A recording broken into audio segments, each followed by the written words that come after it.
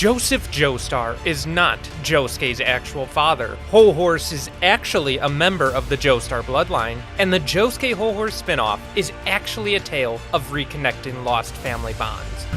おいおいおいおいおいおいおいおい手間言うんじゃねえぜこの俺にハッタリは通じねえよ But how did we get to this conclusion?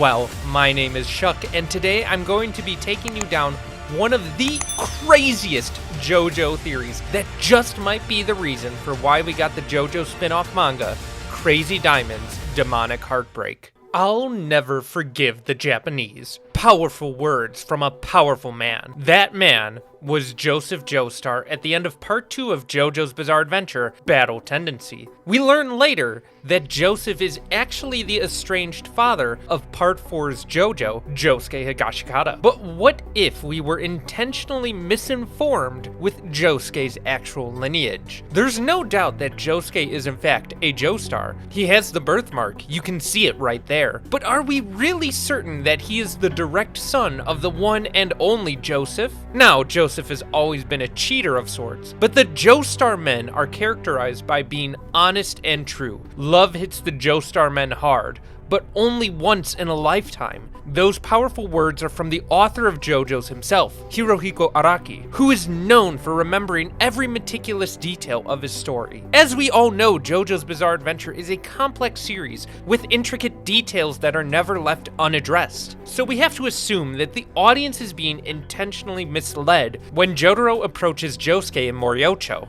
Jotaro comes to explain that Josuke will receive some inheritance from Joseph because he is a member of the Joestar family, but is wrong about their relationship. Jotaro assumes he's talking to his uncle, when in reality, he's talking to his cousin. But if Josuke is Joseph's grandson and not his son, then who could possibly be his father? Well, to determine who that is, we need to find a character that exhibits similar traits to Joseph, like father, like son.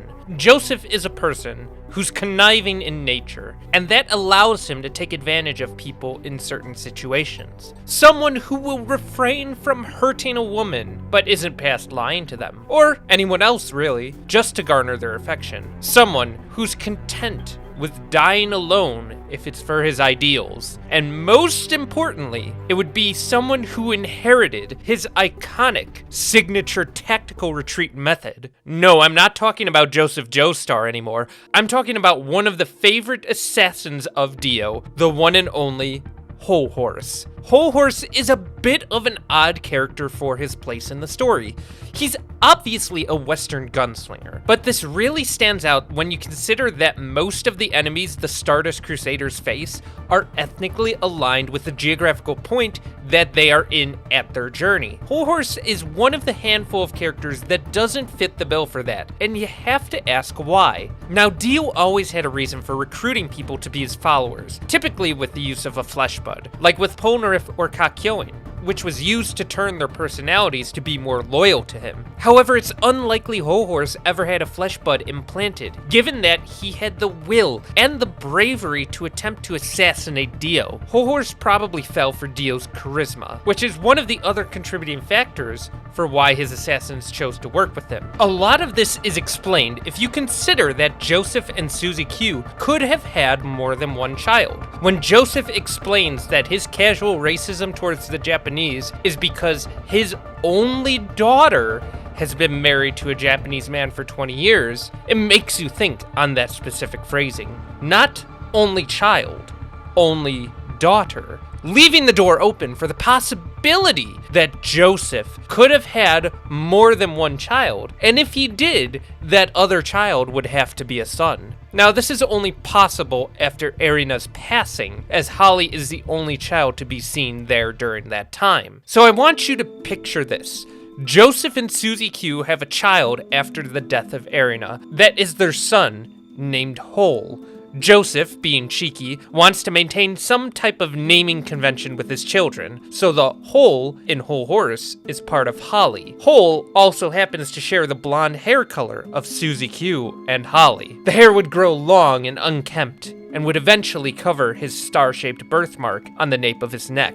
Due to unknown circumstances, a young Hol is separated from Joseph Joestar during a typical business trip to secure a real estate deal in Texas, America. Adopted by a group of gun-loving farmers, a young Hol takes up the nickname Horse as he grows up with the ability to tame trusty steers. This ability would only get stronger as he grew older, helping him to tame some of the most dangerous animals in the world, leading to his introduction riding an elephant. Despite never knowing his father, a young Hol grew up like any Joestar would, a small quaint life that's thrust into a greater adventure. And that adventure would come when Hol Horse grew up to become the best shot in his local town, and then began donning the local garb of where he grew up. Hol Horse would eventually find employment in a mercenary group, guns for hire that would help relieve certain small-scale conflicts throughout the world. This gave Hol the ability to travel anywhere he wanted. Hol Horse eventually rose through the ranks of his mercenary group until the day he led his comrades into a trap. A shootout that resulted in the deaths of everyone in his company, except for Hol Horse himself. Burdened by the guilt of his mistakes, this gave him an inferiority complex that made him staunch about being number 2 instead of the person in charge. However, this loss in his heart did not leave him unscathed. He continued to be a hitman, but became desensitized, seeing death so many times, as he recounted to Polnareff that from his own experience, there's no use worrying over it, as most people aren't able to say goodbye. This mindset would eventually carry over into his love life, as he has been quoted for having many sweethearts around the world. And while dealing with a Yakuza order in the 1980s, Hol Horse met a young university student by the name of Tomoko Higashikata. Synchronously,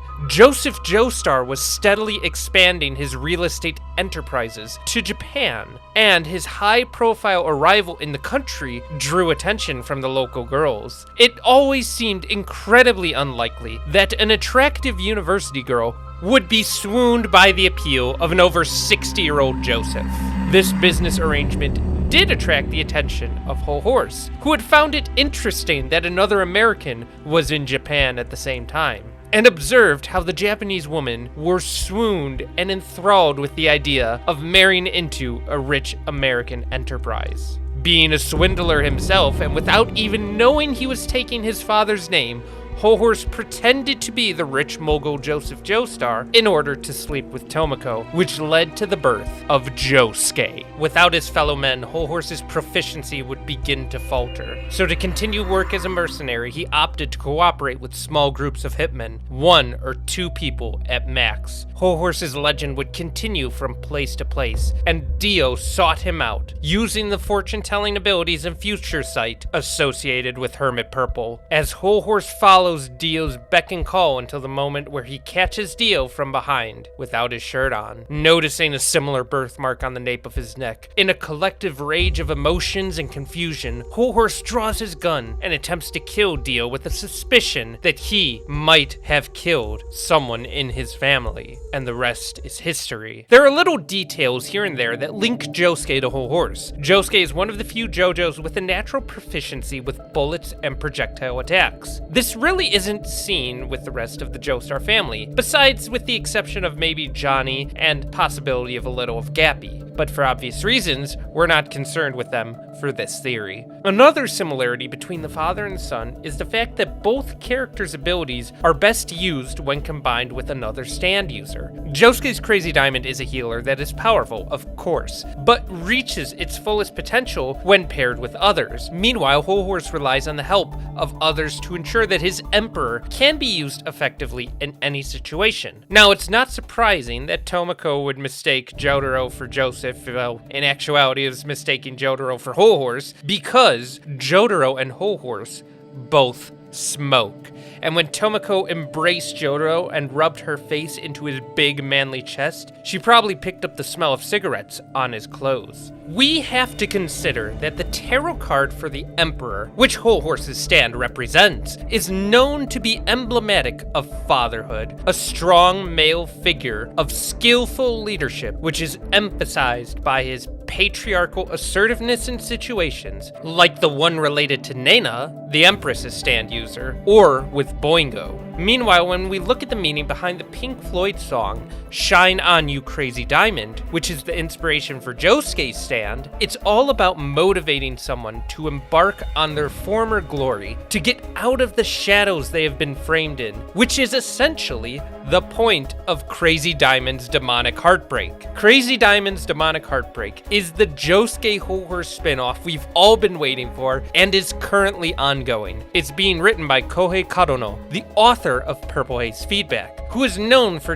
taking the most out of the existing story to create sequels that feel at home in Araki's universe. It always baffled me why these two characters would be together in any situation, but clearly the importance of their relationship is the key point to understand here. Now, I know some of you at this point of the video are still unconvinced that Josuke and Hol Horse have a stronger bond than we initially thought, so allow me to play the ace up my sleeve. Hol Horse's introduction comes in chapter 141 of JoJo's Bizarre Adventure. Using Japanese wordplay, 1 for 1 translates to Ishii, Ishi, or doctor, an individual who heals someone.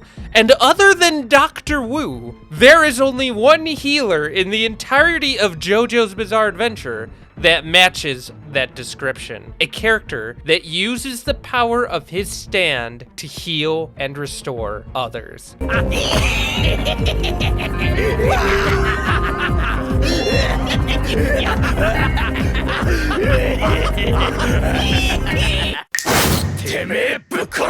Even Crazy Diamond can't fix how stupid this theory is. So make sure you leave a like on the video, comment below your totally super serious theory that I will eventually steal and make a video about in the future. Subscribe to see more clickbait and ridiculous trash tier content on your timeline. Have a beautiful doing, and I'll see you all next time.